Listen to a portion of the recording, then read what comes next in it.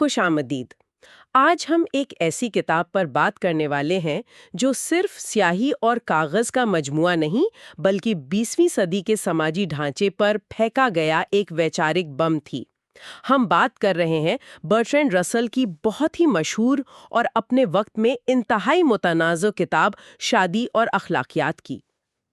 اور برٹرینڈ رسل کوئی عام فلسفی نہیں تھے۔ یہ وہ شخص تھے جنہوں نے ریاضی اور منطق پر شاہکار کتابیں لکھیں، ادب کا نوبل انعام جیتا اور اپنے خیالات کی وجہ سے جیل بھی گئے۔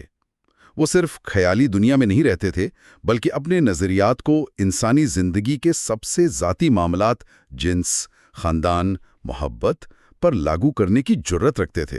بالکل، اور یہی بات اس کتاب کو اتنا طاقتور بناتی ہے۔ یہ کسی لائبریری میں بیٹھ کر لکھی گئی محض ایک علمی مشق نہیں ہے۔ ہمارے پاس اس کتاب کے ابتدائی ابواب کے کچھ حصے ہیں اور ہمارا مقصد یہ دیکھنا ہے کہ رسل نے ان اداروں کی بنیادوں کو کیسے کھودا جنہیں ہم مقدس اور ناقابل سوال سمجھتے ہیں۔ تو آئیے دیکھتے ہیں۔ رسل اپنی بحث کا آغاز ایک بہت بڑے اور بنیادی دعوے سے کرتے ہیں۔ وہ کہتے ہیں کہ اگر آپ کسی بھی تہذیب کو سمجھنا چاہتے ہیں تو آپ کو صرف دو چیزوں کو گہرائی سے دیکھنا ہوگا، اس کا معاشی نظام اور اس کا خاندانی نظام۔ یہ دلچسپ ہے کیونکہ یہ تو سیدھا سیدھا دو بڑے مفکر کارل مارکس اور سگمنڈ فرائیڈ کے خیالات کو چیلنج کرتا ہے۔ مارکس کہتے تھے سب کچھ معاشیت ہے اور فرائیڈ کا اصرار تھا کہ بنیاد جنس ہے۔ تو رسل یہاں کیا کہہ رہے ہیں؟ نہیں، اور یہی ان کے تجزیے کی خوبصورتی ہے۔ وہ کہتے ہیں کہ یہ دونوں ادھورے ہیں۔ وہ مارکس اور فرائیڈ دونوں کو مسترد کرتے ہوئے کہتے ہیں کہ معیشت اور جنس دو الگ الگ چیزیں نہیں ہیں بلکہ ایک دوسرے میں بری طرح گندھی ہوئی ہیں۔ یہ کہنا ناممکن ہے کہ کون سی چیز کس کی وجہ بنتی ہے۔ اچھا، اس کی کوئی مثال ہے؟ کیونکہ یہ سمجھنا تھوڑا مشکل ہے کہ یہ دونوں ایک دوسرے پر اثر کیسے ڈالتے ہیں۔ وہ بہت اچھی مثالیں دیتے ہیں۔ ایک طرف وہ کہتے ہیں کہ صنعتی انقلاب کو دیکھیں، فیکٹریوں نے خاندان کے پرانے ڈھانچے کو توڑا اور جنسی اخلاقیات کو ہمیشہ کے لیے بدل دیا۔ یہ معیشت کا خاندان پر اثر ہے۔ لیکن پھر وہ سکے کا دوسرا رخ دکھاتے ہیں۔ وہ کہتے ہیں کہ صنعتی انقلاب کی کامیابی کی ایک نفسیاتی وجہ پیورٹن فرقے کی شدید جنسی پرہیزگاری بھی تھی۔ ان کی جنسی توانائی جب دب گئی تو وہ کام اور کاروبار میں لگ گئی۔ یہ خاندان کا معیشت پر اثر ہے۔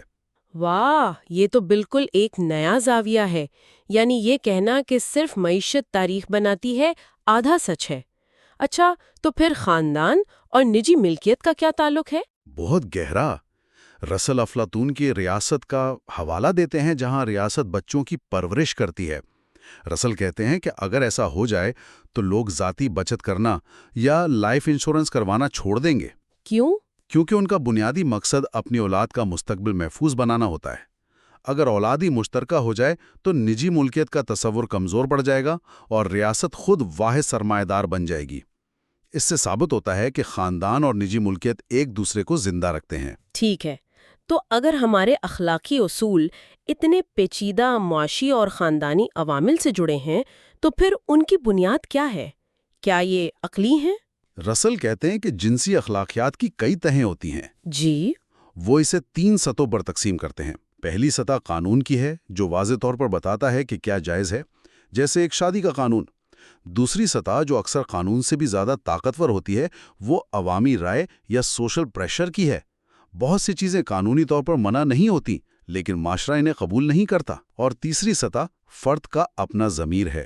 مجھے لگتا ہے آج کے دور میں دوسری سطح یعنی عوامی رائے سوشل میڈیا کی وجہ سے پہلے سے کہیں زیادہ طاقتور ہو گئی ہے۔ لیکن رسل اس کے بعد ایک بہت بڑا دعویٰ کرتے ہیں۔ وہ کہتے ہیں کہ تاریخ میں سوویت یونین کے علاوہ کسی بھی معاشرے نے عقلی بنیادوں پر جنسی اخلاقیات قائم کرنے کی کوشش ہی نہیں کی۔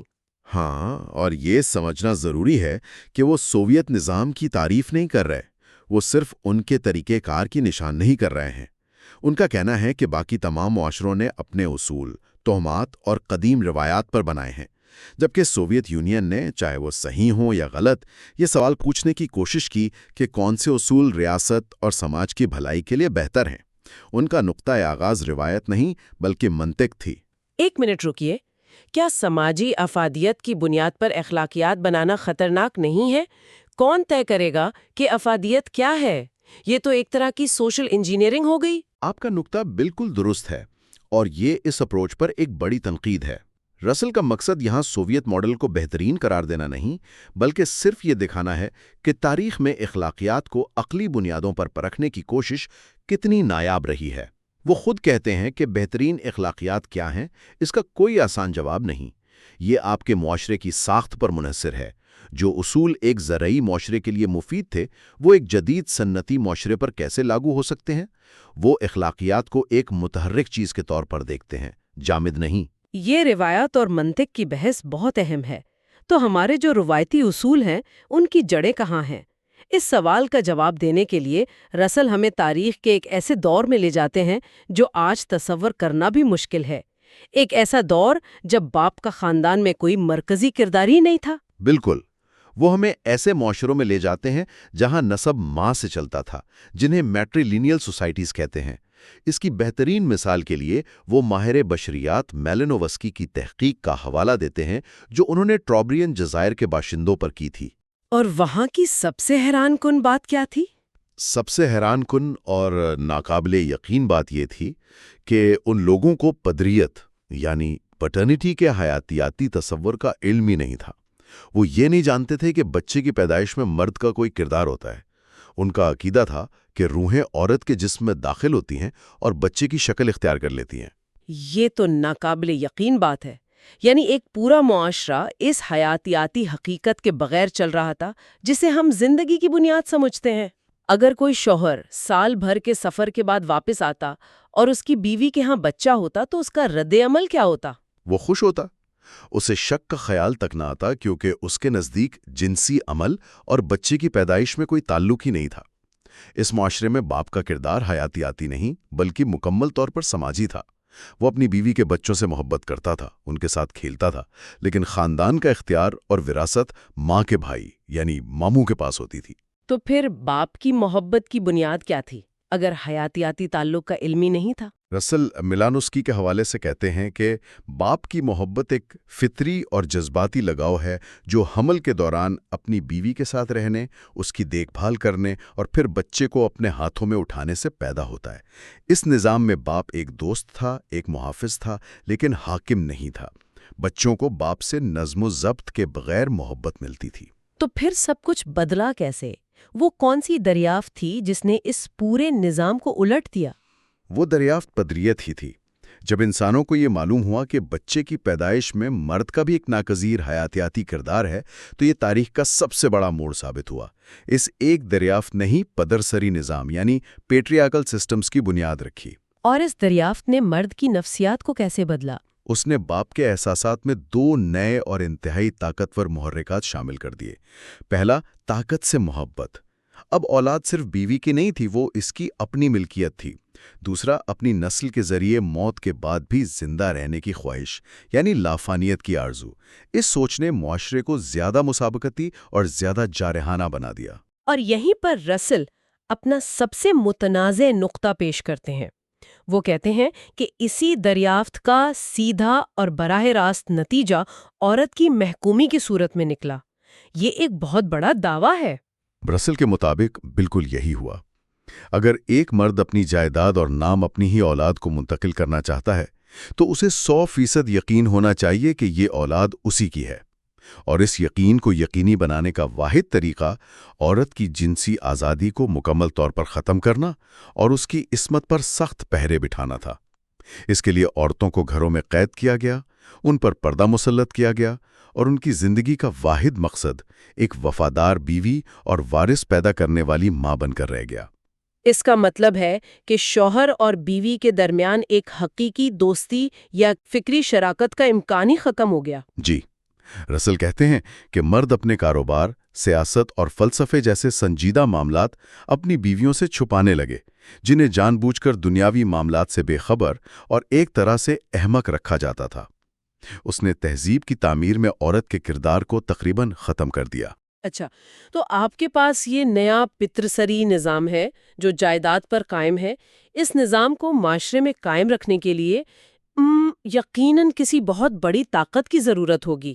کیا یہاں پر مذہب کا کردار سامنے آتا ہے؟ بالکل، رسل کہتے ہیں کہ مذہب نے ہمیشہ جنس کے معاملے میں گہری دلچسپی لی ہے کیونکہ یہ زندگی کا ایک بہت پراسرار اور طاقتور پہلو ہے، اور تاریخ میں مذہب کے اندر جنس کو لے کر دو بالکل مخالف قوتیں کام کرتی نظر آتی ہیں۔ وہ دو مخالف قوتیں کون سی ہیں؟ پہلی قوت جنس کی حامی ہے، جو اسے زرخیزی، زندگی اور تخلیق کی مقدس علامت سمجھتی ہے۔ اس میں ایسی رسومات شامل تھیں جو زرخیزی کی حوصلہ افزائی کرتی تھیں۔ مثال کے طور پر کچھ ثقافتوں میں تولیدی اعضاء کی پوجا کی جاتی تھی، جسے فیلک ورشپ کہتے ہیں، یا فصلوں اور جانوروں کی افزائش کے لیے بڑے تہوار منائے جاتے تھے، جیسے رومیوں کا سیٹرنیلیا۔ رسل نے کچھ حیران کن مثالیں بھی دی ہیں، جیسے قدیم ایتھنز میں عورتیں زرخیزی کی علامتیں اٹھا کر جلوس نکالتی تھیں، یا عیسائی فرانس میں سینٹ فوٹن جیسے بزرگوں کے مجسموں کی پوجا کی جاتی تھی تاکہ بانجھپن کا علاج ہو سکے۔ بالکل، لیکن پھر دوسری اور بالآخر غالب آنے والی جنس مخالف قوت سامنے آتی ہے۔ یہ رہبانیت یا ایسیٹسزم کا نظریہ ہے، جو جنس کو ایک ناپاک، حیوانی اور روحانی ترقی میں رکاوٹ سمجھتا ہے۔ اس کی بنیاد یہ عقیدہ تھا کہ مادہ یعنی یہ طبعی دنیا بذات خود بری اور ناپاک ہے، اور چونکہ جنسی عمل مادے سے سب سے گہرا تعلق رکھتا ہے، لہٰذا یہ بھی ناپاک ہے۔ لیکن لوگ ایسی زندگی سے انکار کرنے والی سوچ کو اپنائیں گے کیوں؟ اس کی کوئی نفسیاتی وجہ بھی تو ہوگی۔ رسل اس کی دو بڑی نفسیاتی وجوہات بتاتے ہیں۔ پہلی ہے حسد۔ جب ایک شخص دیکھتا ہے کہ وہ جسے چاہتا ہے وہ کسی اور کے ساتھ ہے، تو اس کے اندر جنسی عمل کے لیے شدید نفرت پیدا ہو سکتی ہے۔ وہ پورے عمل کو ہی گھنونا سمجھنے لگتا ہے۔ اور دوسری وجہ زیادہ پیچیدہ ہے، اور وہ ہے جنسی تھکاوٹ۔ رسل کہتے ہیں کہ یہ تہذیب کی پیداوار ہے۔ یہ تب ہوتی ہے جب جنس صرف ایک فطری جبلت نہ رہے بلکہ معیشت سے جڑ جائے۔ جب عورتوں کو غربت کی وجہ سے اپنی مرضی کے خلاف جنسی تعلق قائم کرنا پڑتا ہے، یا جب مردوں کو جنس اتنی آسانی سے دستیاب ہو کہ وہ اس کی زیادتی کرنے لگیں، تو اس سے ایک قسم کی بیزاری اور اکتاہٹ پیدا ہوتی ہے۔ یہی بیزاری بالآخر رہبانیت کے نظریات کو تقویت دیتی ہے۔ اس باب کے آخر میں رسل ایک بہت ہی سخت تنقید کرتے ہیں، ایک ایسا نتیجہ اخذ کرتے ہیں جو بہت سے لوگوں کے لیے چونکا دینے والا ہو سکتا ہے۔ جی، وہ کہتے ہیں کہ عیسائی اخلاقیات جس شکل میں ہم تک پہنچی ہیں، وہ رومی سلطنت کے ایک زوال پذیر، تھکے ہوئے اور مایوس دور میں مرتب ہوئیں، اور بعد کی توانا، صحت مند نسلوں کو ایک ایسے نظریے کے مطابق زندگی گزارنے پر مجبور کیا گیا جو بیمار، تھکے ہوئے اور مایوس لوگوں کا تھا، جو زندگی کی حیاتیاتی قدر کھو چکے تھے۔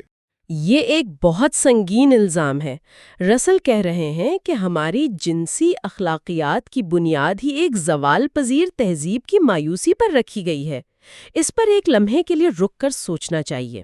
بالکل، ان کا نقطہ یہ ہے کہ وہ اخلاقیات جو ایک مرتی ہوئی تہذیب کے لیے شاید موزوں تھیں، ضروری نہیں کہ ایک صحت مند اور ترقی کرتی ہوئی تہذیب کے لیے بھی موزوں ہوں۔ تو آج کی گفتگو کا خلاصہ یہ ہے کہ رسل نے شادی اور اخلاقیات کی عمارت کو اس کی بنیادوں سے پرکھا ہے۔ انہوں نے دکھایا کہ یہ معیشت، طاقت اور انسانی نفسیات سے کتنی گہرائی میں جڑی ہوئی ہے۔ ہم نے مادر سری معاشروں سے پدر سری نظام تک کا سفر دیکھا۔ اور ہم نے یہ بھی دیکھا کہ مذہب نے کس طرح جنس کو بے وقت مقدس بھی بنایا اور گناہ بھی قرار دیا، اور کیسے بالآخر رہبانیت کا نظریہ غالب آیا۔ مرکزی خیال یہ ہے کہ ہمارے بہت سے فطری سمجھے جانے والے اخلاقی اصول دراصل مخصوص تاریخی حالات کی پیداوار ہیں۔ اور یہ تو صرف شروعات ہے۔ رسل کا دلیل یہاں ختم نہیں ہوتا۔ اپنی اگلی نشست میں ہم مزید گہرائی میں جائیں گے اور دیکھیں گے کہ عیسائی اخلاقیات نے ان خیالات کو خاص طور پر کیسے تشکیل دیا، رومانوی محبت کا تصور کیسے ابھرا، اور پھر عورتوں کی آزادی کی تحریک نے اس سارے منظرنامے کو کیسے چیلنج کیا۔ بالکل، اور جاتے جاتے رسل ہمارے لیے ایک بڑا سوال چھوڑ جاتے ہیں۔ اگر خاندان اور اخلاقیات کے بارے میں ہمارے گہرے ترین عقائد، تاریخی اتفاقات اور قدیم معاشروں کے خوف پر مبنی ہیں، تو آج 21ویں صدی میں ہمیں انہیں کن اصولوں پر استوار کرنا چاہیے؟ ایک حقیقی معنوں میں عقلی اور انسانی خوشی پر مبنی جنسی اخلاقیات کی شکل کیسی ہو سکتی ہے؟ اچھا، تو پچھلی بار ہم نے شادی اور خاندان پر جو بات کی تھی وہ تھی قبلہ مسیحی دور کی۔ جی، رومی اور یونانی تصورات پر۔ بالکل۔ آج ہم یہ دیکھنے والے ہیں کہ مسیحی اخلاقیات نے آ کر اس پورے تصور کو کیسے جڑ سے ہی بدل دیا، اور پھر اس کے رد عمل میں ایک بالکل نئی چیز ابھری۔ وہی یہ رومانوی محبت کا آئیڈیا۔ ہمارے پاس جو مواد ہے وہ اسی تاریخی تبدیلی اور اس کے گہرے سماجی اثرات پر روشنی ڈالتا ہے۔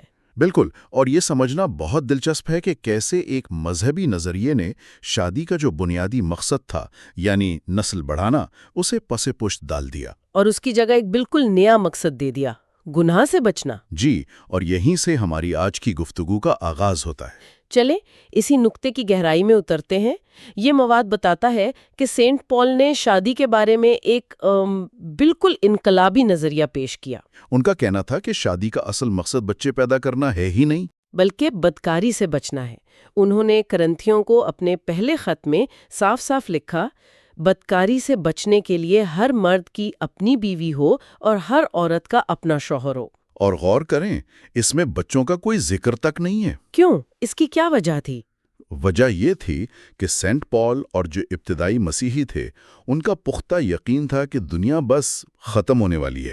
قیامت بالکل سر پر ہے۔ اچھا، تو اگر دنیا ہی نہیں رہے گی تو پھر نسل بڑھا کر کیا کرنا ہے؟ بالکل، ان کے لیے سب سے اہم چیز تھی روحانی پاکیزگی، تاکہ آخری دن ان کا شمار نیک لوگوں میں ہو۔ تو شادی کی حیثیت پھر کیا رہ گئی؟ ایک طرح کی دوا؟ آپ نے صحیح سمجھا۔ جو مواد ہم دیکھ رہے ہیں اس میں بڑی دلچسپ مثال ہے کہ جیسے کوئی ڈاکٹر سگریٹ پینے والے کو کہے کہ تم کھٹی گولی چوس لیا کرو تاکہ دھیان بھٹتا رہے۔ یعنی شادی بذات خود کوئی اچھی چیز نہیں، بس گناہ سے بچنے کا ایک آپ کہہ لیں قابل قبول حل ہے۔ سینٹ پالز یہ نہیں کہہ رہے کہ اس رشتے میں کوئی روحانی بلندی ہے۔ لیکن اگر شادی صرف گناہ سے بچنے کی مجبوری ہے تو پھر تو سب سے اچھی حالت شادی نہ کرنا ہی ہوئی۔ بالکل، آپ نے بالکل صحیح نقطہ پکڑا ہے۔ اسی سوچ نے تجرد یعنی سیلیبسی کو پاکیزگی کا سب سے اعلیٰ درجہ دے دیا کہ جو شخص اپنی جسمانی خواہشات پر مکمل قابو پالے وہی سب سے بلند ہے۔ جی، اور یہ صرف شادی تک نہیں رکا، اس کا اثر جسمانی صفائی پر بھی پڑا۔ یہ مانا جانے لگا کہ جسم کو پرکشش بنانے والی ہر چیز گناہ کی طرف لے جاتی ہے۔ اور اس کی کچھ ایسی مثالیں نوٹس میں ہیں جو آج کے دور میں ناقابل یقین لگتی ہیں۔ جیسے مقدس سمجھے جانے والے لوگوں کا نہانے سے انکار کرنا۔ ہاں، سینٹ ابراہم کے بارے میں لکھا ہے کہ انہوں نے 50 سال تک نہ اپنا چہرہ دھویا نہ پاؤں۔ اور سینٹ میری آف ایجپٹ کی مثال ہے، جو 47 سال صحرا میں رہیں۔ جب وہ ملیں تو میل کچیل سے ان کا جسم بالکل سیاہ ہو چکا تھا۔ تو گندگی کو پاکیزگی کی علامت سمجھا جانے لگا۔ یہاں تک کہ، اور یہ بات تو مجھے سب سے زیادہ حیران کن لگی، کہ جوؤں کو خدا کے موتی یعنی گاڈز پرلز کہا جانے لگا۔ کیا واقعی؟ یہ تو رومی تہذیب کے بالکل الٹ ہے جو صفائی پر اتنا زور دیتی تھی۔ یہ ایک مکمل ذہنی انقلاب تھا۔ رومیوں کے لیے صحت مند جسم ایک آئیڈیل تھا، یہاں آ کر پورا نظریہ ہی الٹ گیا۔ روح کی پاکیزگی سب کچھ تھی، جسم محض ایک قید خانہ۔ اچھا، تو اس سخت سوچ نے شادی کے ادارے پر کیا اثر ڈالا؟ جب چرچ نے یہ مان لیا کہ دنیا ابھی ختم نہیں ہو رہی تو انہوں نے بچوں کی پیدائش کو شادی کے مقاصد میں شامل تو کیا، لیکن ایک بہت سخت شرط کے ساتھ۔ وہ کیا شرط تھی؟ شرط یہ تھی کہ جنسی تعلق صرف اور صرف بچے پیدا کرنے کی نیت سے جائز ہے۔ اگر اس میں لذت کا عنصر آ گیا تو وہ گناہ ہے۔ اس نے تو شادی کو ایک بہت ہی بے رحمانہ اور میکینکی عمل بنا دیا ہوگا۔ بالکل، لیکن اس میں بھی ایک تضاد تھا۔ وہ کیا؟ ہمارے ذرائع بتاتے ہیں کہ چرچ نے بچوں کی پیدائش کو مقصد تو مانا، لیکن بانجھ پن کو شادی ختم کرنے کی وجہ تسلیم نہیں کیا۔ ایک منٹ، یہ کیسی منطق ہے؟ اگر مقصد بچے ہیں اور بچے نہیں ہو رہے تو رشتہ ختم کیوں نہیں ہو سکتا؟ کیونکہ چرچ کے نزدیک شادی ایک اٹوٹ عہد تھا جسے انسانی خواہشات توڑ نہیں سکتی۔ پروٹسٹنٹزم نے آ کر اس میں کچھ نرمی کی۔ انہوں نے تجرد کی فضیلت کو رد کیا اور کچھ صورتوں میں طلاق کی اجازت دی۔ تو کیا پروٹسٹنٹ ازم زیادہ آزاد خیال تھا؟ ہر معاملے میں نہیں، طلاق میں شاید کچھ گنجائش نکلی، لیکن بدکاری کے معاملے میں وہ کیتھولک چرچ سے بھی زیادہ سخت تھے۔ اچھا، وہ کیوں؟ کیونکہ انہوں نے اعتراف گناہ یعنی کنفیشن کا تصور ختم کر دیا۔ کیتھولک نظام میں آپ پادری کے سامنے اعتراف کر کے ہلکے ہو جاتے تھے۔ پروٹسٹنٹزم میں گناہ کا بوجھ ہمیشہ ضمیر پر رہتا تھا۔ اور اس پورے نظام کا ایک بہت بڑا منفی نتیجہ عورت کے مقام پر پڑا ہے نا؟ جی بالکل، عورت کو گناہ کی ترغیب دینے والی مخلوق کے طور پر دیکھا جانے لگا۔ اسے جہنم کا دروازہ جیسے القابات دیے گئے۔ بالکل، اور اس کی وجہ سماجی طاقت کا ڈھانچہ تھا۔ لکھنے والے، نظریات بنانے والے سب مرد تھے۔ انہوں نے اپنی کمزوری کا بوجھ عورت پر ڈال دیا۔ معاشی طور پر مرد کی محتاج بن گئیں۔ صدیوں تک یہی صورتحال رہی۔ تو ایک طرف چرچ محبت کو گناہ اور شادی کو ایک بے کیف ضرورت بتا رہا تھا، لیکن انسان کے جذبات تو ختم نہیں ہو سکتے نا؟ نہیں ہو سکتے، اور اسی خلا کو پر کرنے کے لیے ایک بالکل نئی تحریک نے جنم لیا۔ اور وہ بھی کلیسا کے باہر، یعنی سیکولر اشرافیہ میں۔ جی، اور یہیں سے کہانی کا دوسرا اور شاید زیادہ دلچسپ حصہ شروع ہوتا ہے، شجاعت یعنی شیولری اور رومانوی محبت کا دور۔ رومانوی محبت، کیا یہ وہی تصور ہے جو آج ہم سمجھتے ہیں؟ شروع میں یہ بہت مختلف تھا۔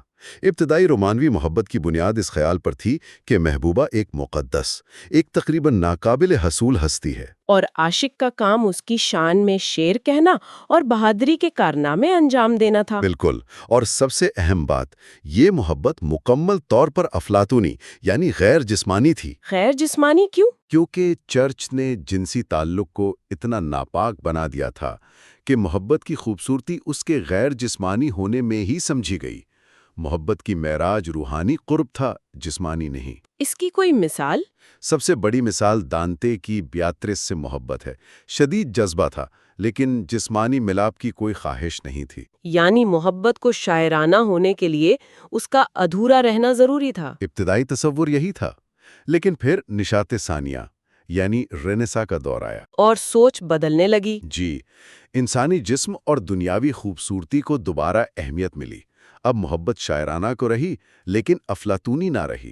شیکسپیئر کی شاعری اس کی بہترین مثال ہے۔ تو رومانوی محبت کے پروان چڑھنے کے لیے کچھ خاص حالات کی ضرورت تھی، وہ کیا تھے؟ یہ مواد ایک بہت دلچسپ نقطہ اٹھاتا ہے۔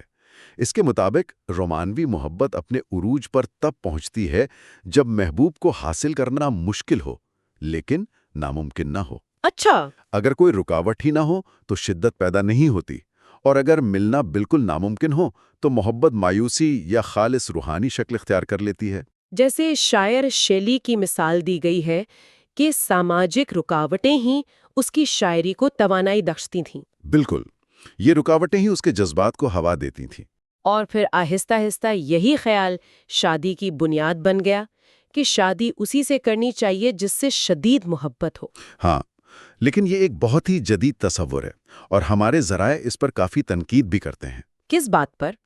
اس بات پر کہ جب لوگ صرف ایک شدید رومانوی جذبے کی بنیاد پر شادی کرتے ہیں تو ان کی توقعات اکثر غیر حقیقی ہوتی ہیں۔ وہ ایک دوسرے کو ایک آئیڈیل کے طور پر دیکھتے ہیں، ایک حقیقی انسان کے طور پر نہیں۔ اور جب شادی کے بعد روزمرہ کی حقیقت سامنے آتی ہے تو وہ آئیڈیل ٹوٹ جاتا ہے۔ بالکل، امریکی معاشرے کی مثال دی گئی ہے جہاں رومانوی شادی کا نظریہ بہت مقبول ہے۔ فلمیں، گانے سب اسی کو فروغ دیتے ہیں۔ لیکن وہاں طلاق کی شرح بھی دنیا میں سب سے زیادہ ہے۔ جی، یہ اس بات کی طرف اشارہ ہے کہ صرف رومانوی جذبہ ایک کامیاب شادی کی ضمانت نہیں دے سکتا۔ تو پھر کس چیز کی ضرورت ہے اس مواد کے مطابق؟ ایک گہری، حقیقت پسندانہ اور پرخلوص محبت کی، ایسی محبت جو ایک دوسرے کی خامیوں اور خوبیوں کو سمجھنے اور قبول کرنے پر مبنی ہو، جو وقت کے ساتھ دوستی اور شراکت میں بدل جائے۔ بالکل، کیونکہ شادی صرف دو لوگوں کی خوشی نہیں، یہ ایک سماجی ادارہ بھی ہے، خاص طور پر بچوں کی وجہ سے۔ رومانوی محبت ایک بہترین شروعات ہو سکتی ہے، منزل نہیں۔ تو اگر ہم آج کی گفتگو کو سمیٹیں تو ہم نے دو بڑی اور متضاد طاقتوں کا جائزہ لیا۔ ایک طرف مسیحی اخلاقیات کا سخت نظریہ، جس نے شادی کو گناہ اور مجبوری کے طور پر پیش کیا، اور دوسری طرف اسی کے رد عمل میں پیدا ہونے والی رومانوی محبت کی تحریک، جس نے ہمارے محبت اور شادی کے آئیڈیلز کو ایک بالکل نئی شاعرانہ شکل دی۔ اور یہ سمجھنا اہم ہے کہ ان دونوں تاریخی قوتوں نے مل کر جدید دور کے لیے ایک بہت پیچیدہ وراثت چھوڑی ہے۔ جی، ایک طرف گناہ کا احساس اور دوسری طرف محبت کی ایک غیر حقیقی شکل، اور اسی بنیاد پر 20ویں صدی میں نئی قوتیں ابھریں، جیسے عورتوں کی آزادی اور مانع حمل طریقوں تک رسائی۔ جنہوں نے ان پرانے نظریات کو چیلنج کرنا شروع کیا۔ اور یہی وہ جدید انقلابات ہیں جن پر ہم اگلے باب میں بات کریں گے۔ ہماری اگلی نشست میں ہم خاص طور پر عورتوں کی آزادی کی تحریک اور جنسی علم پر عائد پابندیوں جیسے موضوعات کا گہرائی سے جائزہ لیں گے، اور دیکھیں گے کہ ان تبدیلیوں نے محبت اور شادی کے تصورات کو کس طرح ایک بار پھر ہمیشہ کے لیے بدل دیا۔ پچھلی بار ہم نے جہاں بات چھوڑی تھی، آئیے وہیں سے سلسلے کو آگے بڑھاتے ہیں۔ آج ہم محبت، شادی اور معاشرے کے ان پیچیدہ رشتوں کی گہرائی میں اتریں گے، اور اس کے لیے ہم انہی ذرائع کا سہارا لیں گے جو ہمارے پاس ہے۔ بالکل۔ اور آج کی گفتگو کا مقصد صرف یہ نہیں کہ ہم محبت اور شادی کی کوئی رسمی تعریف کریں، بلکہ یہ سمجھنا ہے کہ وقت کے ساتھ ان کے معنی کیسے بدلے ہیں، وہ کون سی سماجی اور معاشی قوتیں ہیں جو ہمارے ان انتہائی ذاتی اور جذباتی تجربات کو پس پردہ رہ کر تشکیل دیتی ہیں۔ صحیح۔ تو پھر بسم اللہ کرتے ہیں۔ متن کا آغاز ہی ایک بہت بڑے تضاد سے ہوتا ہے جو مجھے سچ کہوں تو کافی چونکا دینے والا لگا۔ ایک طرف تو محبت ہماری شاعری، ادب، فلموں، غرض ہر تخلیقی کام کا مرکز ہے، لیکن دوسری طرف جب سنجیدہ سماجی علوم کی بات آتی ہے، سیاست یا معیشت کی، تو اسے مکمل طور پر نظر انداز کر دیا جاتا ہے۔ جی، جیسے یہ کوئی بچکانہ یا غیر اہم جذبہ ہو۔ ایسا کیوں ہے؟ مصنف کے مطابق اس کی وجہ یہ ہے کہ سنجیدہ ہلکے جذبات کو ہمیشہ شک کی نگاہ سے دیکھتے آئے ہیں۔ یہاں محبت کی ایک خاص تعریف کی گئی ہے۔ یہ محض کوئی جسمانی تعلق نہیں، بلکہ ایک گہرا جذباتی اور نفسیاتی رشتہ ہے۔ اچھا۔ اور متن میں یورپی اور روایتی چینی ثقافت کا موازنہ کیا گیا ہے، جہاں شدید جذبات کو ایک کمزوری سمجھا جاتا تھا اور ہر حال میں عقل کی حکمرانی پر زور دیا جاتا تھا۔ یعنی جذبات آپ کے فیصلوں کو دھندلا دیتے ہیں۔ بالکل، ان کے نزدیک یہی سوچ تھی۔ یہ تو ہوئی پرانی بات، لیکن متن میں یہ دلیل دی گئی ہے کہ آج کی جدید دنیا میں محبت کا سب سے بڑا دشمن پرانی روایتیں یا مذہب نہیں، بلکہ ایک بالکل نئی چیز ہے: کام اور معاشی کامیابی کا جنون۔ جی ہاں، خاص طور پر امریکی معاشرے کے حوالے سے کہا گیا ہے کہ وہاں یہ ایک اصول بن چکا ہے کہ ایک مرد کو محبت کو اپنے کیریئر کے راستے میں نہیں آنے دینا چاہیے، اور اگر وہ ایسا کرتا ہے تو اسے بیوقوف سمجھا جاتا ہے۔ یہی اس متن کا آپ کہہ سکتی ہیں مرکزی نقطہ ہے۔ یہ دلیل دی گئی ہے کہ جدید سرمایہ دارانہ نظام نے لاشعوری طور پر محبت کو ایک ثانوی حیثیت دے دی ہے۔ اور اس کی وضاحت کے لیے ایک مثال بھی دی گئی ہے نا، ایک تاجر کی۔ جی، ایک عام تاجر کی مثال دی گئی ہے۔ وہ آدمی دن رات کام کرتا ہے، دفتر سے تھکا ہارا گھر لوٹتا ہے، صبح اپنے بیوی کے جاگنے سے پہلے ہی نکل جاتا ہے، یہاں تک کہ اتوار کا دن بھی وہ گولف کھیلنے میں گزارتا ہے، اس لیے نہیں کہ اسے تفریح چاہیے، بلکہ اس لیے کہ یہ اسے اگلے ہفتے کی کاروباری جنگ کے لیے تازہ دم رکھتا ہے۔ یعنی اس کی زندگی کا ہر پہلو، یہاں تک کہ اس کا آرام بھی معاشی کامیابی کے تابع ہے، لیکن اس کے ذاتی رشتوں پر کیا اثر پڑتا ہے؟ اثر تباہ کن ہے۔ اس شخص کی اپنی بیوی سے کوئی جذباتی یا ذہنی قربت نہیں ہوتی، وہ اس کی دلچسپیوں کو عورتوں والی فضول باتیں سمجھ کر نظر انداز کر دیتا ہے۔ تو وہ ایک ہی چھت کے نیچے اجنبی ہیں۔ بالکل، ذہنی اور جذباتی طور پر وہ دو الگ الگ سیاروں کے باسی ہیں۔ محبت کے لیے جس وقت توانائی اور ذہنی یکسوئی کی ضرورت ہوتی ہے، وہ سب کچھ اس کا کیریئر نگل چکا ہوتا ہے۔ اور یہاں مصنف ایک بہت ہی چونکا لینے والا نفسیاتی تعلق جوڑتا ہے۔ وہ یہ نہیں کہہ رہا کہ ایسے ناخوش جوڑے صرف اداس رہتے ہیں، بلکہ یہ کہ ان کی دبی ہوئی توانائی ایک خطرناک سماجی شکل اختیار کر لیتی ہے۔ جی، متن میں یہ دلیل دی گئی ہے کہ یہ ذاتی اور جنسی عدم اطمینان معاشرے میں اخلاقی پولیسنگ بن کر نکلتا ہے۔ اخلاقی پولیسنگ مطلب؟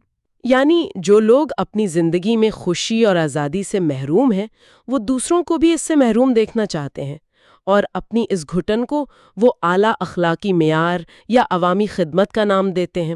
واہ، یہ تو بہت گہری بات ہے۔ یہ وہ لوگ ہیں جو دوسروں کی ذاتی زندگیوں میں مداخلت کر کے، ان پر تنقید کر کے اور ان کے لیے پابندیاں لگا کر تسکین حاصل کرتے ہیں۔ ٹھیک ہے، تو محبت کے اس تصور سے قدرتی طور پر اگلا قدم شادی کا آتا ہے۔ مصنف شادی کو کس نظر سے دیکھتا ہے؟ کیا یہ محبت کی تکمیل ہے یا کچھ اور؟ دیکھیں، متن کے مطابق شادی بنیادی طور پر ایک قانونی ادارہ ہے جو اس تعلق کو رسمی شکل دیتا ہے جو جانوروں تک میں پایا جاتا ہے۔ اچھا؟ جی، خاص طور پر ان جانوروں میں جہاں بچوں کی پرورش کے لیے نر اور مادہ دونوں کا تعاون ضروری ہوتا ہے، تو اس کی جڑیں تو حیاتیاتی ضرورتوں میں ہیں۔ لیکن انسانی معاشرے میں یہ دائرہ کیسے بدلا؟ متن میں ایک بہت بڑی تاریخی تبدیلی کا ذکر ہے۔ جی، اور یہ ایک بہت اہم تاریخی تبدیلی ہے۔ مصنف کہتا ہے کہ شروع میں جو ایک بیوی رکھنے کا رواج تھا یعنی منوگمی، وہ دراصل معاشی وجوہات کی وجہ سے ٹوٹا۔ معاشی وجوہات؟ جی، جب انسان نے زراعت اور گلابانی شروع کی تو بیویاں اور بچے ایک معاشی اثاثہ بن گئے۔ بیویاں کھیتوں میں کام کرتی اور بچے بھی بہت چھوٹی عمر سے مدد کرنے لگتے۔ اچھا، تو اس صورتحال میں ایک طاقتور مرد کے لیے جتنی زیادہ بیویاں اور بچے ہوتے، اس کی معاشی طاقت اتنی ہی بڑھتی۔ بالکل، اس کا جنسی کردار ثانوی ہو گیا اور معاشی کردار بنیادی بن گیا۔ اور اسی سوچ کا نتیجہ یہ نکلا کہ عورت کی بے وفائی کو ایک ناقابل معافی جرم سمجھا جانے لگا، جس کی سزا موت تک تھی۔ جی، اور متن واضح کرتا ہے کہ اس کے پیچھے کوئی اخلاقی اصول نہیں تھا، بلکہ خالصتاً ملکیت کا تصور تھا۔ بیوی شوہر کی جائیداد تھی اور اس کی بے وفائی اس جائیداد پر ڈاکہ ڈالنے کے مترادف تھی۔ یہ بات ہضم کرنا واقعی تھوڑا مشکل ہے، یعنی سارا زور ملکیت پر تھا، انسانی جذبات یا اخلاقیات پر نہیں؟ بالکل نہیں۔ پھر مسیحیت نے آ کر اس پورے تصور کو بدل دیا۔ اس نے کیا تبدیلی پیدا کی؟ مسیحیت نے شادی کو ملکیت کے معاہدے سے اٹھا کر ایک مقدس اور روحانی بندھن یعنی سیکرمنٹ کا درجہ دے دیا۔ اچھا، اب شادی ایک ایسا عہد بن گئی جو صرف موت ہی توڑ سکتی تھی اور طلاق تقریباً ناممکن ہو گئی۔ تو کیا مصنف کے خیال میں یہ تبدیلی انسانی خوشی کے لیے بہتر تھی یا بدتر؟ متن اس کا کوئی سیدھا جواب نہیں دیتا، بلکہ اس کے دونوں پہلو دکھاتا ہے۔ ایک طرف تو عورت کو ایک طرح کی مذہبی برابری ملی، وہ اب محض جائیداد نہیں رہی۔ لیکن دوسری طرف شادی کو ایک اٹوٹ بندھن بنانے سے ایک نئی پیچیدگی پیدا ہوئی۔ مصنف ایک بہت دلچسپ نکتہ اٹھاتا ہے کہ جیسے جیسے انسان زیادہ مہذب اور تعلیم یافتہ ہوتا گیا، اس کے لیے ایک ہی ساتھی کے ساتھ خوش رہنا مزید مشکل ہوتا گیا۔ یہ تو بالکل الٹی بات لگتی ہے۔ ہم تو سوچتے ہیں کہ تہذیب لوگوں کو قریب لاتی ہے، لیکن یہاں کہا جا رہا ہے کہ یہ چیزیں دراصل ایک ساتھی کے ساتھ خوش رہنا مزید مشکل بنا دیتی ہیں۔ وجہ بہت دلچسپ ہے۔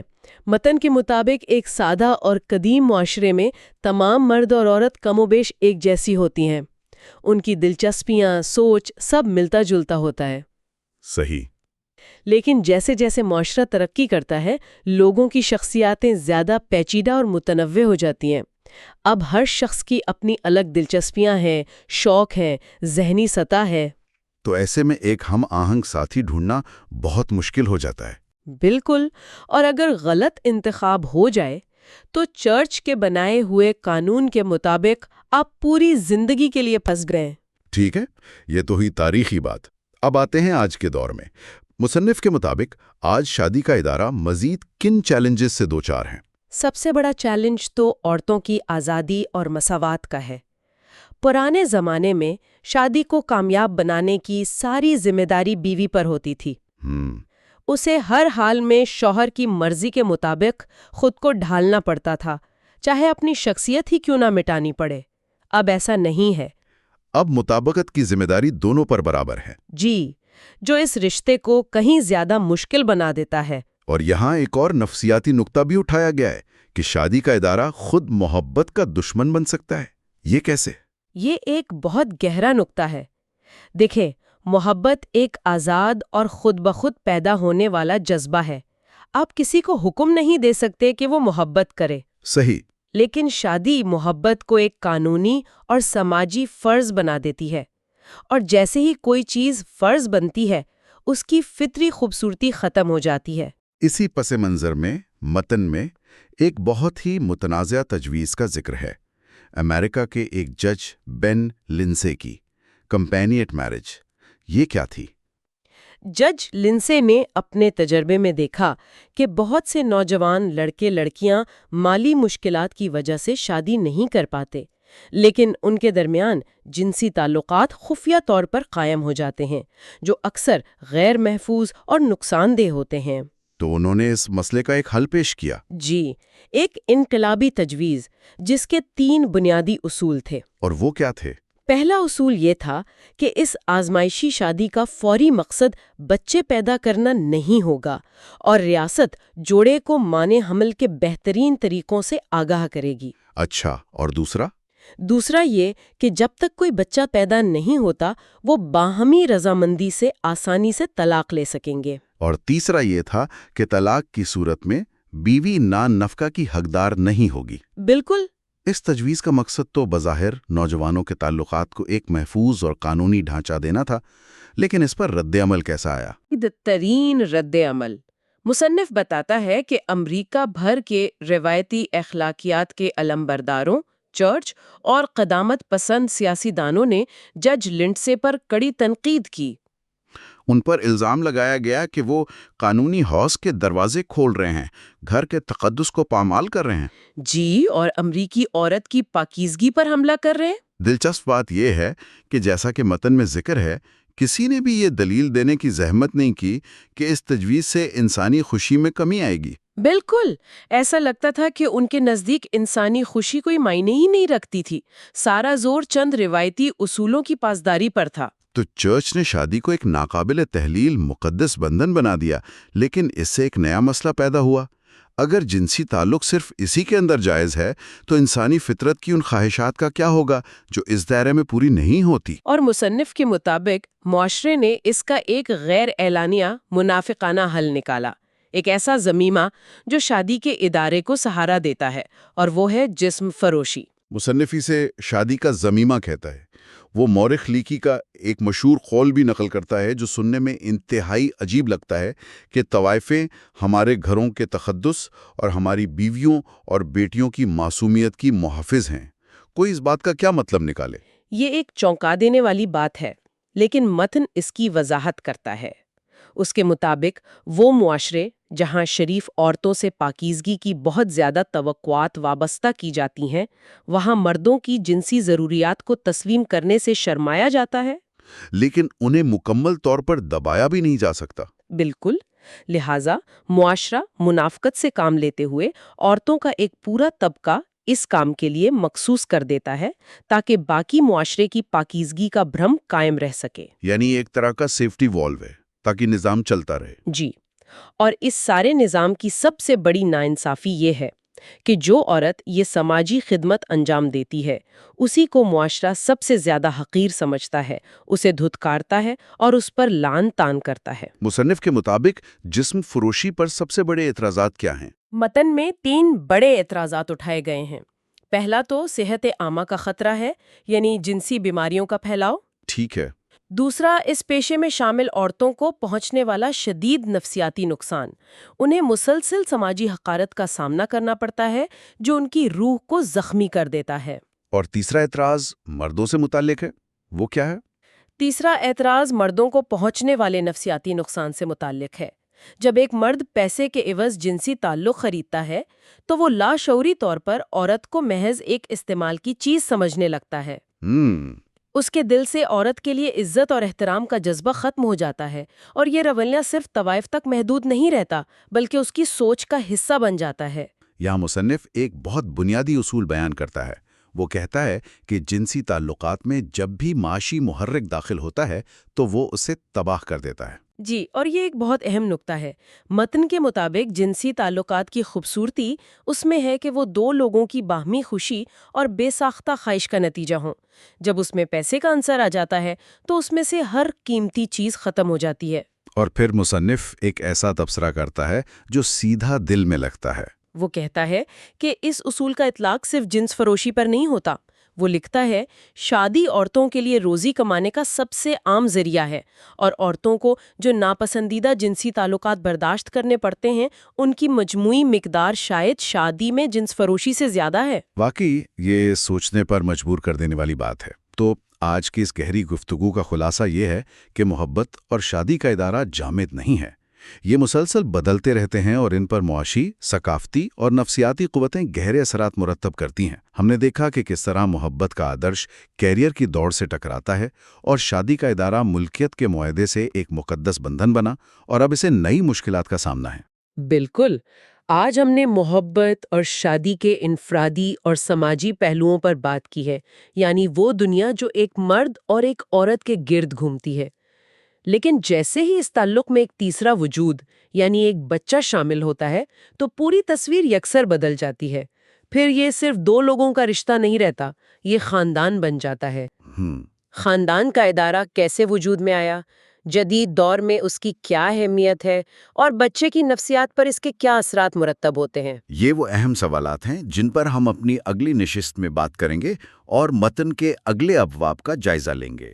ہمارے ساتھ رہیے گا۔ اچھا، تو پچھلی بار جب ہم نے بات کی تھی ہم نے شادی کے تصور کو سمجھنے کی کوشش کی تھی جی بالکل۔ کہ بھئی یہ ادارہ کیا ہے اور اس کی بنیادیں کیا ہیں۔ آج ہم اس کہانی کو تھوڑا آگے بڑھاتے ہیں۔ آج ہم یہ دیکھ رہے ہیں کہ وہ خاندان جسے ہم ایک بہت ہی ذاتی اور آپ کہیں کہ ایک فطری اکائی سمجھتے ہیں، وہ دراصل دو بڑی بیرونی طاقتوں کی وجہ سے کیسے بدل رہا ہے۔ اور وہ طاقتیں ہیں ریاست اور قانون۔ بالکل۔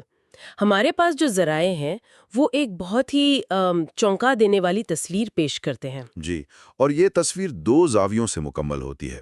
پہلا زاویہ تو یہ ہے کہ ریاست آہستہ آہستہ خاندان کے اندر والدین کا اور خاص طور پر باپ کا کردار کیسے سنبھال رہی ہے۔ اچھا۔ اور دوسرا زاویہ یہ ہے کہ جب خاندان کے اندر رشتے ٹوٹنے لگتے ہیں تو طلاق کا قانون اور معاشرتی رویے اس صورتحال کو کیسے سنبھالتے ہیں۔ تو یہ دونوں چیزیں مل کر خاندان کی اس شکل کو بدل رہی ہیں جسے ہم صدیوں سے جانتے آئے ہیں۔ بالکل۔ تو پھر چلیں اس دلچسپ موضوع میں گہرائی سے اترتے ہیں اور دیکھتے ہیں کہ یہ ذرائع ہمیں کہاں لے کر جاتے ہیں۔ جی ضرور۔ شروعات کرتے ہیں ریاست کے کردار سے۔ آج تو یہ بہت عام بات لگتی ہے کہ حکومت بچوں کی تعلیم اور صحت میں دلچسپی لیتی ہے، لیکن ذرائع بتاتے ہیں کہ ہمیشہ سے ایسا نہیں تھا۔ بالکل نہیں تھا۔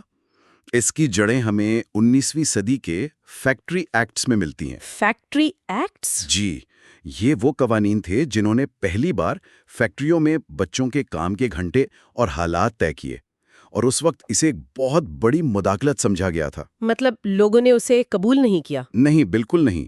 لوگوں کا خیال تھا کہ یہ والدین کے اختیار پر حملہ ہے، کہ بھئی ریاست کو یہ حق کس نے دیا کہ وہ بتائے کہ ہمارا بچہ کام کرے گا یا نہیں۔ اچھا۔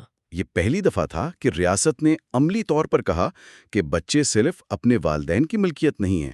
اور پھر اس کے بعد تو ایک بہت ہی بڑا قدم اٹھایا گیا، لازمی تعلیم کا۔ وہ تو شاید سب سے بڑی تبدیلی تھی۔ بلا شبہ لازمی تعلیم نے ریاست کو بچوں کی زندگی پر آپ کہیں کہ ایک بے مثال کنٹرول دے دیا۔ ذرا سوچیں، اب بچے اپنے دن کا ایک بڑا حصہ، ہفتے میں 5 دن گھر سے باہر گزارتے ہیں۔ جی، گھر سے باہر، ریاست کے بنائے ہوئے اداروں میں۔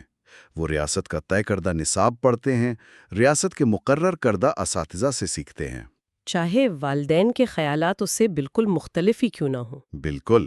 قانون کے نظر میں اس معاملے میں والدین کی رائے تقریباً غیر متعلقہ ہو کر رہ گئی۔ اور یہ مداخلت صرف کتابوں تک تو نہیں رہی ہوگی؟ نہیں، بالکل نہیں۔ ذرائع میں اس بات کی تفصیل ہے کہ یہ دائرہ کتنا وسیع ہوا۔ اسکول صرف پڑھانے کی جگہ نہیں رہے، وہ بچوں کی فلاح و بہبود کے مراکز بن گئے۔ اچھا، وہ کیسے؟ دیکھیں، اگر اسکول میں ڈاکٹر کو لگتا کہ بچے کی نظر کمزور ہے تو اینک لگ جاتی، اگر دانت خراب ہیں تو علاج ہو جاتا۔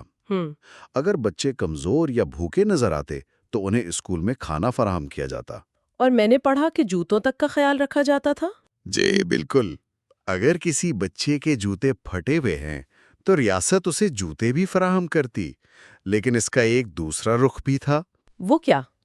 اگر کسی بچے کے جسم پر تشدد کے نشانات نظر آتے تو والدین کو جوابدہ ہونا پڑتا، یہاں تک کہ انہیں سزا بھی ہو سکتی تھی۔ تو ایک طرف ریاست مددگار تھی اور دوسری طرف نگران اور منصف بھی بن گئی۔ بالکل۔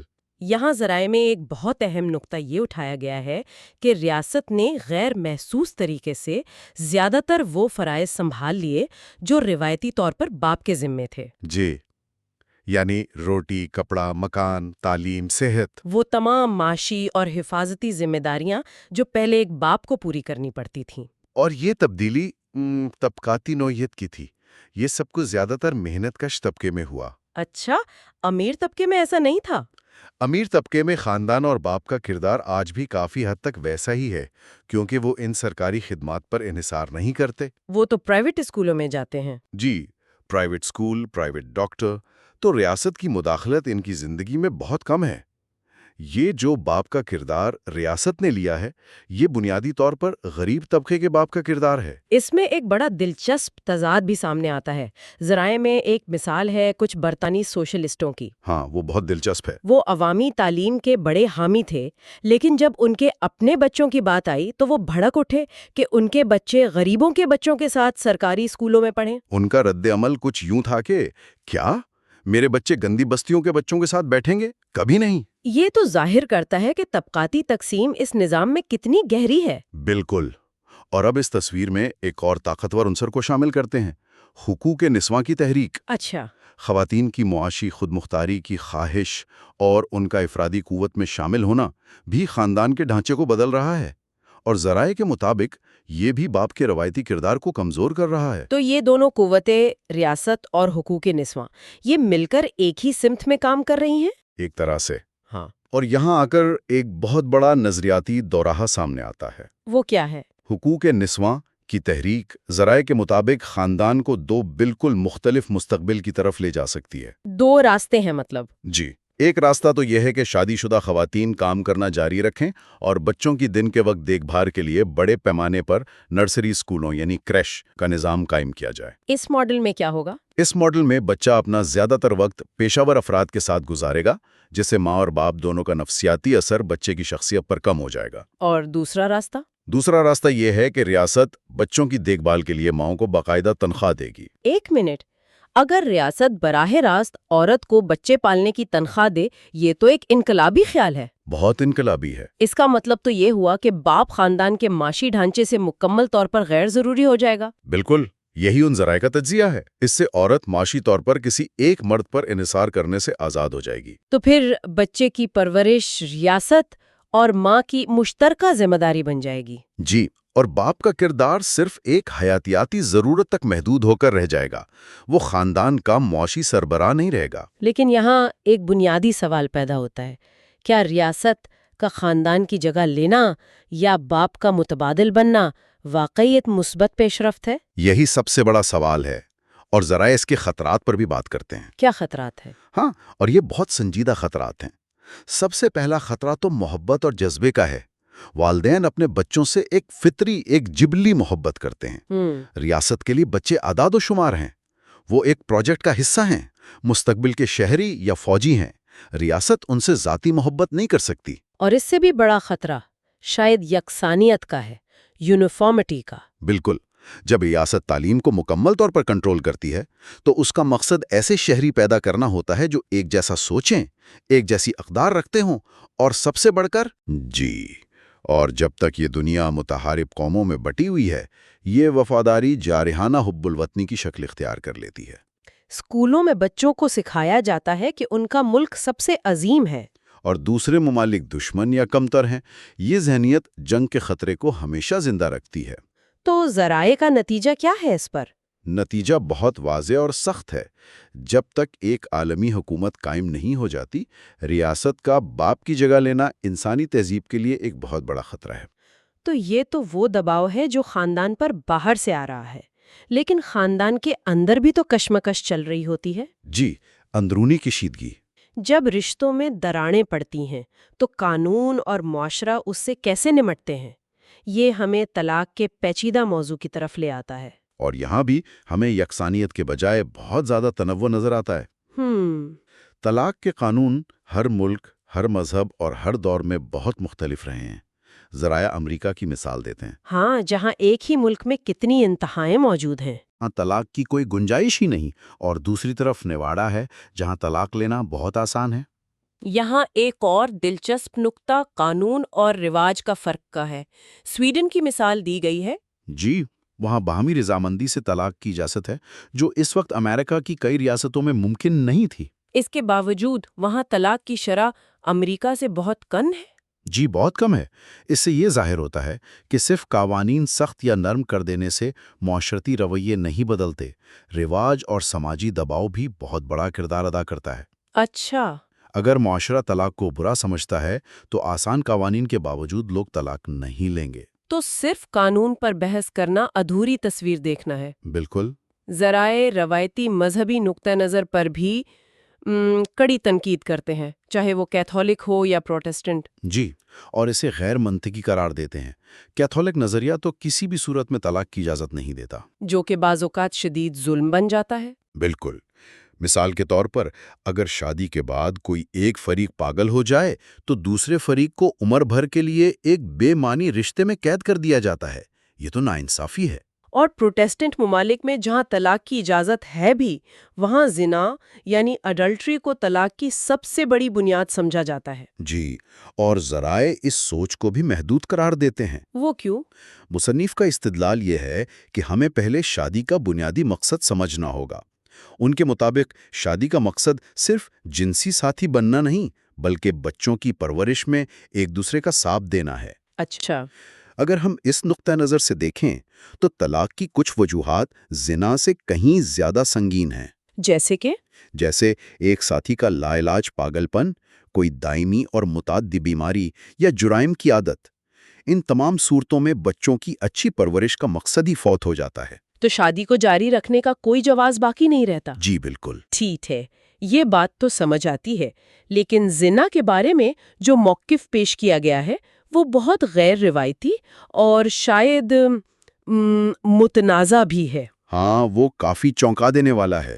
ذرائع یہ کہتے ہیں کہ صرف زنا طلاق کی ایک مناسب بنیاد نہیں ہونی چاہیے۔ جی، اور دلیل یہ ہے کہ زنا بذات خود شادی کو ختم کرنے کے لیے کافی نہیں، جب تک کہ اس میں کسی دوسرے شخص کے لیے ایک مستقل اور گہری محبت شامل نہ ہو۔ اچھا۔ یعنی وقتی جسمانی رغبتیں ہو سکتی ہیں، جبکہ میاں بیوی کے درمیان گہری محبت اور وابستگی برقرار رہے۔ یہاں اصل چیلنج محبت پر قابو پانا نہیں، بلکہ حسد پر قابو پانا ہے۔ تو کیا مصنف یہ کہہ رہے ہیں کہ جنسی وفاداری اتنی اہم نہیں جتنی ہم سمجھتے ہیں؟ وہ یہ کہہ رہے ہیں کہ جنسی وفاداری پر اندھا اصرار اکثر حسد سے پیدا ہوتا ہے، محبت سے نہیں۔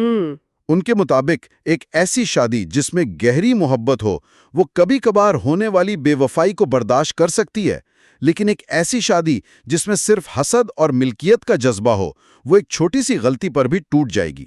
تو اس پیچیدہ صورتحال کا حل کیا ہے؟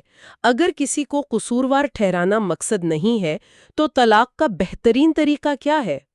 ان تمام الجھنوں، الزامات اور منافقت سے بچنے کا بہترین طریقہ باہمی رضامندی سے طلاق ہے۔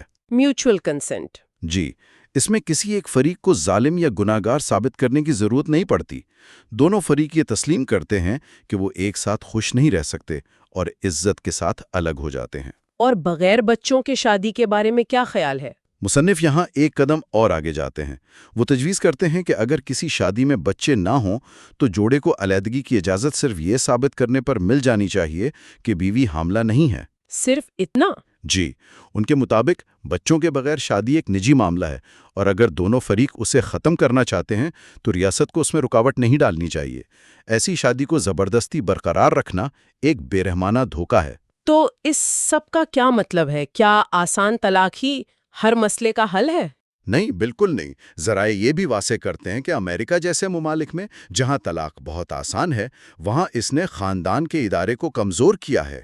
کیونکہ لوگ شادی کو بہت ہلکا لینے لگے ہیں۔ بالکل، تو حل صرف قانون بدلنا نہیں ہے، حل یہ ہے کہ شادی کے بارے میں ہمارا رویہ بدلے۔ اور یہ نیا رویہ کیسا ہونا چاہیے؟ رویہ یہ ہونا چاہیے کہ شادی بنیادی طور پر بچوں کی پرورش کے لیے ایک مستحکم اور سنجیدہ شراکت ہے، اسے ہلکا نہیں لینا چاہیے۔ لیکن ساتھ ہی اس شراکت کو اتنا سخت اور غیر قابل برداشت بھی نہیں بنانا چاہیے کہ یہ بڑوں کے لیے قید خانہ بن جائے۔ میاں بیوی کو کچھ باہمی آزادی دینی ہوگی تاکہ وہ ایک دوسرے سے بیزار نہ ہو جائے۔ جی، یعنی بچوں کے لیے استحکام اور بڑوں کے لیے آزادی کے درمیان ایک توازن قائم کرنا ہوگا۔ تو آج کی گفتگو کا خلاصہ یہ ہے کہ جدید خاندان دو طرفہ دباؤ میں ہے۔ جی، ایک طرف سے ریاست اس کے اندر داخل ہو کر باپ کا کردار چھین رہی ہے، جس سے اس کا معاشی اور سماجی ڈھانچہ بدل رہا ہے۔ اور دوسری طرف شادی کے اندر پیدا ہونے والی کشیدگی اور طلاق کے بدلتے ہوئے تصورات اس کی جذباتی بنیادوں کو ہلا رہے ہیں۔ بالکل، یہ واضح ہے کہ خاندان کا وہ روایتی ڈھانچہ جو صدیوں سے قائم تھا اب ٹوٹ رہا ہے، لیکن اس کی جگہ کیا بنے گا یہ ابھی واضح نہیں۔ لیکن ایک بات جو دونوں حصوں میں مشترک ہے وہ ہے بچوں کی اہمیت۔ جی، یہ بہت اہم نقطہ ہے۔ ریاست بچوں کی پرورش میں دلچسپی لے رہی ہے کیونکہ وہ مستقبل کے شہری ہیں۔ طلاق کے قوانین بھی سب سے زیادہ بچوں کی فلاح و بہبود کے گرد گھومتے ہیں۔ اور شادی کا بنیادی مقصد بھی نسل کو آگے بڑھانا بتایا گیا ہے۔ بالکل۔ اور یہی نقطہ ہمیں ہماری اگلی گفتگو کی طرف لے جاتا ہے۔ جی، جب ہم خاندان کی ساخت اور اس پر پڑنے والے دباؤ پر بات کر چکے ہیں تو اگلی نشست میں ہم اس کے بنیادی وظیفے یعنی تولید نسل پر بات کریں گے۔ ہم دیکھیں گے کہ آبادی کو کنٹرول کرنے اور انسانی نسل کو بہتر بنانے کے سائنسی نظریات، خاص طور پر ایک بہت متنازع نظریہ جسے علم تحسین نسل یا یوجینکس کہتے ہیں، خاندان اور معاشرے پر کیا اثرات مرتب کر سکتے ہیں۔ یہ ایک بہت اہم اور پیچیدہ موضوع ہوگا۔ بالکل، تو اس پر بات کریں گے اگلی بار، ہمارے ساتھ رہیے گا۔ اس کتاب پر ہماری گفتگو کے اس آخری حصے میں خوش آمدید۔ پچھلے کچھ نشستوں میں ہم نے ایک لمبا سفر طے کیا ہے۔ جی واقعی، ہم نے مصنف کے ساتھ مل کر جنسی اخلاقیات کی پوری تاریخ کو دیکھا، قدیم تہذیبوں سے لے کر مسیحی نظریات تک، اور یہ سمجھنے کی کوشش کی کہ ہمارے آج کے خیالات آخر بنے کیسے۔ تو آج ہم کتاب کے بالکل آخری حصے پر بات کریں گے جہاں مصنف ماضی سے نکل کر مستقبل کی طرف دیکھتے ہیں۔ اور سچ پوچھے تو یہی سب سے دلچسپ حصہ ہے۔ بالکل، یہاں وہ صرف تجزیہ نہیں کر رہے بلکہ ایک نیا راستہ بھی تجویز کر رہے ہیں۔ آج ہم اس سوال سے نمٹیں گے کہ ان تمام تاریخی اسباق کی روشنی میں ایک جدید عقلی اور منطقی جنسی اخلاقیات کی شکل کیسی ہو سکتی ہے، اور انسانی زندگی میں جنس کا اصل مقام کیا ہے؟ آئیے دیکھتے ہیں کہ مصنف ان بڑے سوالوں کا کیا جواب دیتے ہیں۔ اور مصنف اس بحث کا آغاز ایک بہت ہی بنیادی اور طاقتور خیال سے کرتے ہیں۔ وہ کیا ہے؟ وہ کہتے ہیں کہ ہمیں جنس کو ایک فطری ضرورت کے طور پر دیکھنا چاہیے، بالکل کھانے پینے کی طرح۔ کھانے پینے کی طرح؟ جی، یہ تشبیہ سننے میں بہت سادہ لگتی ہے، لیکن دراصل یہ روایتی اخلاقیات کی پوری عمارت پر ایک گہرا سوالیہ نشان ہے۔ ٹھیک ہے، اس تشبیہ کو تھوڑا کھولتے ہیں۔ جب وہ کہتے ہیں کھانے پینے کی طرح، تو کیا اس کا مطلب یہ ہے کہ کوئی اصول، کوئی ضابطہ نہیں ہونا چاہیے؟ نہیں، اور یہی اس تشبیہ کی خوبصورتی ہے۔ مصنف کا نقطہ یہ نہیں ہے کہ ہر طرح کی آزادی ہونی چاہیے۔ اچھا، وہ کہتے ہیں ذرا کھانے کے بارے میں سوچئے۔ ہم سب مانتے ہیں کہ پیٹو پن یا بسیار خوری ایک بری عادت ہے۔ یہ صحت کے لیے بھی نقصان دہ ہے؟ بالکل، لیکن کیا ہم صحت مند مزیدار کھانے سے لطف اندوز ہونے کی مذمت کرتے ہیں؟ نہیں کرتے، بالکل نہیں۔ تو مصنف کا ترک ہے کہ جنس کے ساتھ بھی ہمارا رویہ ایسا ہی ہونا چاہیے۔ مسئلہ خود اس فطری ضرورت میں نہیں بلکہ اس کے جنون میں ہے۔ جنون میں مطلب جب یہ ذہن پر چھا جائے؟ جی، جب یہ انسان کے ذہن پر اس طرح چھا جائے کہ زندگی کے باقی تمام اہم پہلو نظر انداز ہو جائے۔ لیکن مصنف یہ کہہ رہے ہیں کہ جس چیز کو ہم اخلاقیات کا محافظ سمجھتے ہیں، یعنی سخت پابندیاں، وہی دراصل اس جنون کی جڑ ہے۔ بالکل، یہی تو ان کا انقلابی نقطہ ہے۔ یہ تو بالکل الٹی بات لگتی ہے۔ جی، وہ ایسی روایتی سوچ کو چیلنج کر رہے ہیں۔ ان کا دعویٰ ہے کہ یہ جنون دراصل سخت اخلاقی پابندیوں کی ہی پیداوار ہے۔ اس کی کوئی مثال دیتے ہیں وہ؟ ہاں، وہ تاریخ سے مثالیں دیتے ہیں، جیسے سینٹ اینتھنی جو صحرا میں رہتے تھے اور اپنی پاکیزگی کے لیے مشہور تھے، لیکن روایات کہتی ہیں کہ وہ شہوت انگیز خیالات سے سب سے زیادہ پریشان رہتے تھے۔ اچھا، یا پھر 17ویں صدی کے پیورٹنز کی مثال، جنہوں نے جنس کو اتنی سختی سے دبایا کہ ان کے معاشرے میں بسیار خوری ایک عام مسئلہ بن گئی۔ یعنی ایک جبلت کو دبایا تو وہ دوسری شکل میں باہر آ گئی۔ بالکل، یہ ایک گہرا نفسیاتی نقطہ ہے کہ جس چیز کو منع کیا جائے، انسان اسی کی طرف زیادہ بھاگتا ہے۔ جی ہاں، ممانعت خواہش کو بڑھاتی ہے۔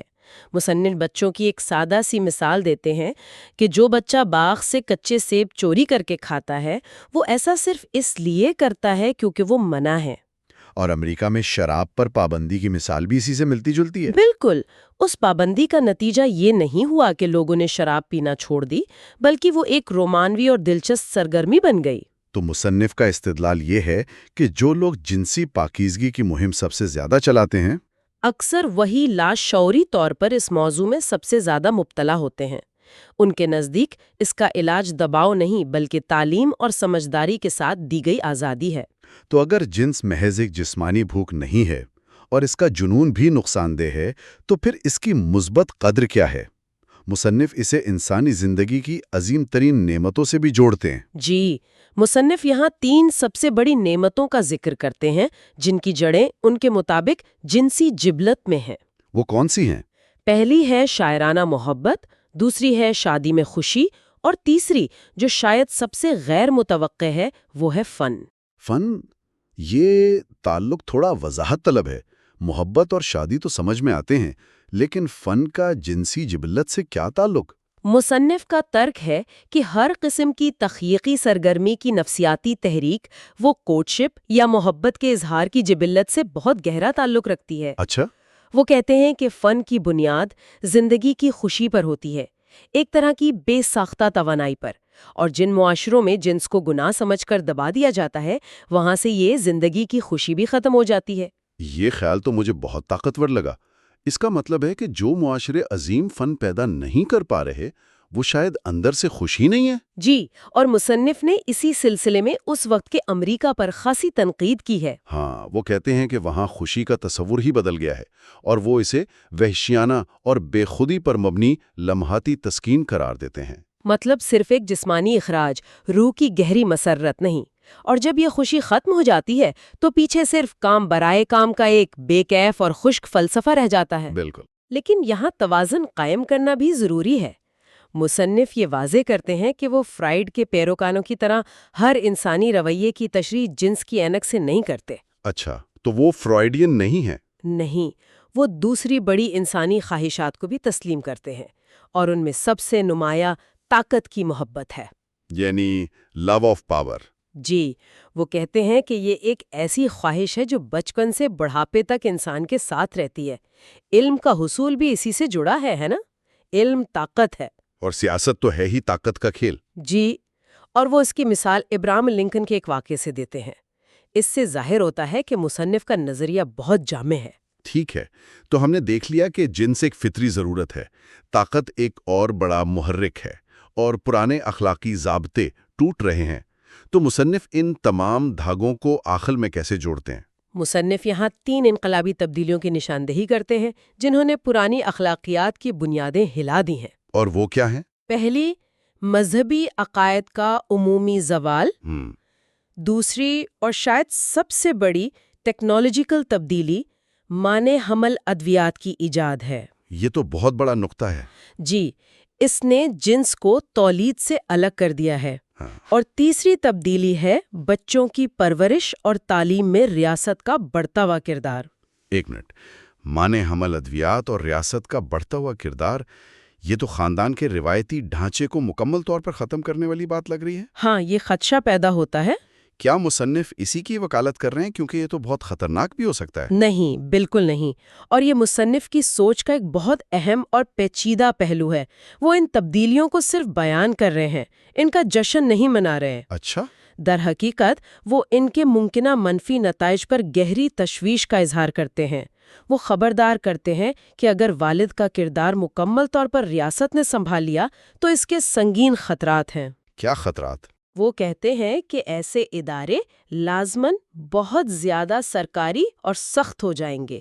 ان میں وہ انفرادی محبت اور توجہ نہیں ہو سکتی جو ایک خاندان میں ملتی ہے، اور معاشرے میں فکری یکسانیت پیدا ہو جائے گی۔ بالکل، اور سب سے خطرناک بات یہ کہ ریاست ان اداروں کو بچوں کے ذہنوں میں شدید قوم پرستی بھرنے کے لیے استعمال کر سکتی ہے۔ تو مصنف کا نقطہ یہ ہے کہ پرانا خاندانی نظام خامیوں سے بھرا ہے، لیکن اس کا متبادل جو نظر آ رہا ہے اس کے اپنے الگ اور شاید زیادہ بڑے خطرات ہیں۔ جی، بالکل یہی۔ تو اگر پرانا نظام ٹوٹ رہا ہے اور نئے نظام کے اپنے خطرات ہیں تو پھر حل کیا ہے؟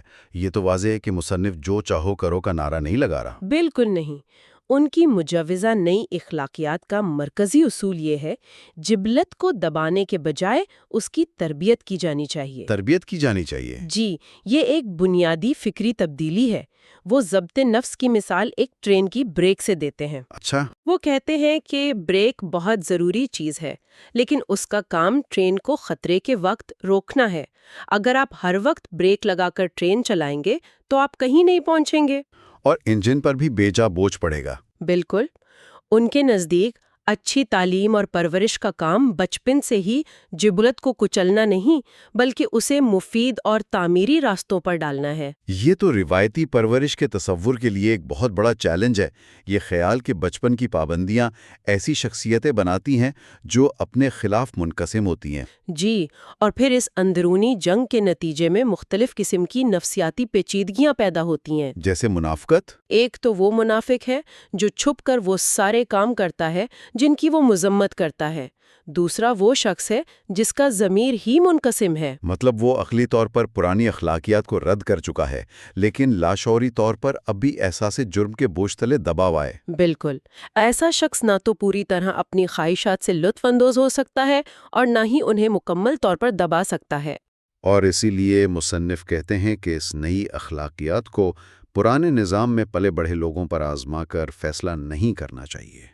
جی، یہ ان کا ایک بہت اہم نقطہ ہے۔ وہ کہتے ہیں کہ ایک نئی اخلاقیات کی کامیابی کا حقیقی پیمانہ وہ نسل ہوگی جس کی پرورش شروع سے ہی اس نئی، زیادہ آزاد اور عقلی اخلاقیات کے تحت ہوئی ہو۔ تو اس تمام پیچیدہ تاریخ اور نفسیاتی تجزیے کے بعد ہم کہاں پہنچتے ہیں؟ آخر میں مصنف ایک سمجھدار اخلاقیات کے لیے کیا رہنما اصول پیش کرتے ہیں؟ جی، آخر میں وہ تمام بحث کو دو بہت واضح اور بنیادی اصولوں میں سمیٹ دیتی ہیں۔ پہلا اصول کیا ہے؟ پہلا یہ کہ ہمارا اخلاقی ضابطہ ایسا ہو جو مرد اور عورت کے درمیان ایک گہری، سنجیدہ اور باہمی احترام پر مبنی محبت کو زیادہ سے زیادہ فروغ دے۔ اور دوسرا؟ اور دوسرا اصول یہ ہے کہ بچوں کی مناسب جسمانی اور نفسیاتی دیکھ بھال کو ہر حال میں ہر چیز پر ترجیح دی جائے۔ یہ اصول سننے میں تو بہت سادہ اور غیر متنازع لگتے ہیں۔ لیکن مصنف کا کہنا ہے کہ اگر ہم صرف ان دو اصولوں کو پوری سنجیدگی سے اپنا لیں تو یہ شادی، حسد اور والدین کے فرائض کے بارے میں ہمارے تمام روایتی تصورات کو تہہ و بالا کر دیں گے۔ وہ کیسے؟ مثال کے طور پر دوسرے اصول کو ہی لے لیں۔